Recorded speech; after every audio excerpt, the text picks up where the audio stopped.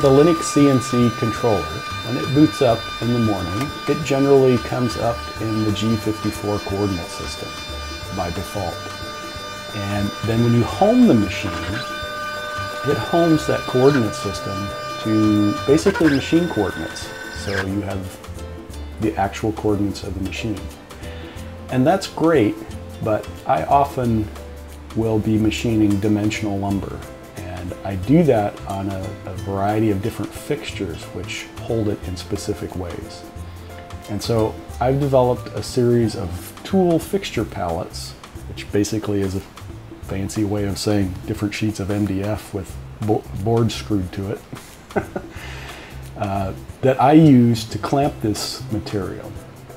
And so you can see this fixture palette here, and along each side, the left and right edge, there are little steel pins which align it to the original spoil board of the machine. And that allows you to take it on and off, and when you put it back on, it will go back exactly to the same coordinates, and then it's bolted down once it's aligned. And in the pallet there is a rail against the back edge on this particular one that's used as a clamping edge, and that was machined in, a groove was machined in, and then that rail was attached with screws from the bottom so that it's a hold fast. And there's a series of holes in the top which are used for clamping. And I use a clamping caul to kind of spread the clamping force out against the part. So the issue was, how do you come in the morning and be productive, right? I need to put a pallet on the machine, put a part in the pallet, and go to work. And I don't want to be touching off 100 times every time I change a pallet or change a piece of material or whatnot. And so the solution for me was to use some of the alternate coordinate system. The machine comes up in G54. Well, it turns out, if you kind of read through the documentation, that there's 10 other coordinate systems that you can use: G55, G56, G57, and so on. Some of them are used for other things. But I've created a series of these fixture palettes, and they all either share coordinate systems or have unique coordinate systems depending on how the part is being held. And so if you look carefully here, this one has two coordinate systems that it uses, G55 and G56. And so the way you set that up, you, at some point, after the machine has been homed and you have this fixture on the machine, are going to have to decide where you want that coordinate system's home position to be.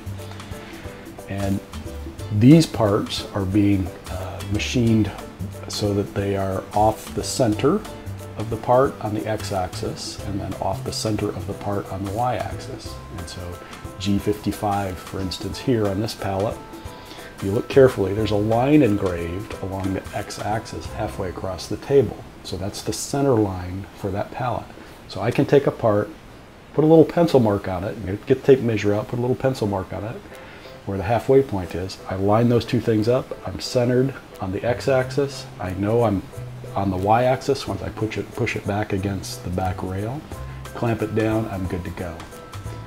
So the other part here is where Z0 is going to be. And so Z0 for me is the fixture pallet itself, because I always know where that position is, right? Once the pallet's on the machine, that surface doesn't change. I don't want to have to be touching off on every piece of wood I put in there, right?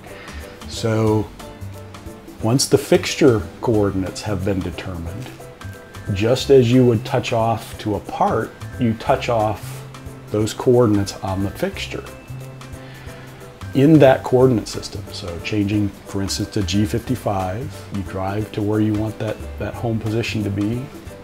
In my case, you know, it's the center line of the machine. It's touching, Z is touching the deck of the pallet. And then in certain cases, you know, fore and aft of the back rail a certain amount. Drive the machine to that point, touch off while you're in that coordinate system, and it stores it. That will be remembered even if you turn the machine off and turn it back on, if you home it and don't home it. And it's relative to the coordinates that the machine was homed in. So that's the trick, right? These machines come with limit switches. Every time you turn it on, it defaults to coming up into G54. It homes that coordinate system. And the beauty of that is it's still relative in the other coordinate systems. So as long as it knows where home is in the machine coordinates, if you go back to G55, you're still in the same spot. Okay, that's the beauty. So the other little trick is the post-processor. You have to have a post-processor that's going to output in that coordinate system. So the default post-processor that Probotix provides is G54. And it's a pretty simple matter to take that and make a copy of that file and edit it so that it will then output in either, whatever coordinate system you want, G55, G56, G57, whatever.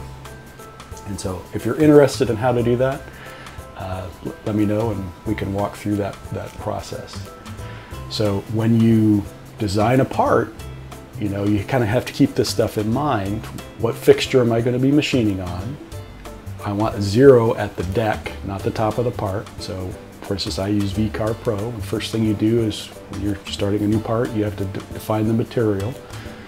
So you define Z at the bottom of the part, not the top. You define X and Y, the appropriate position within that material. And so sometimes that might mean you need an offset.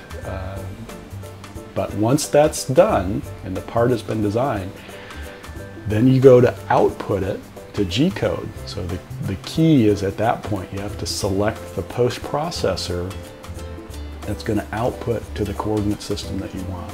So for me, most of the time, it's either G55 or G56.